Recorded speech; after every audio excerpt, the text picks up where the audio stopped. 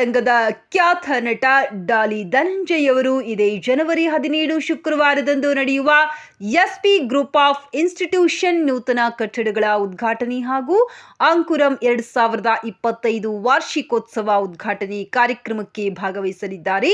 ತಾವುಗಳು ಈ ಕಾರ್ಯಕ್ರಮದಲ್ಲಿ ಭಾಗವಹಿಸಿ ಯಶಸ್ವಿಗೊಳಿಸಿ. ಹಾಯ್, ಎಲ್ಲರೂ ನಮಸ್ಕಾರ.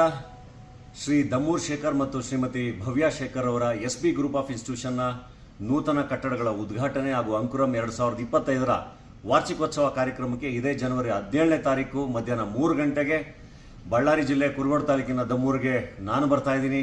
ನೀವು ಬನ್ನಿ. See you all.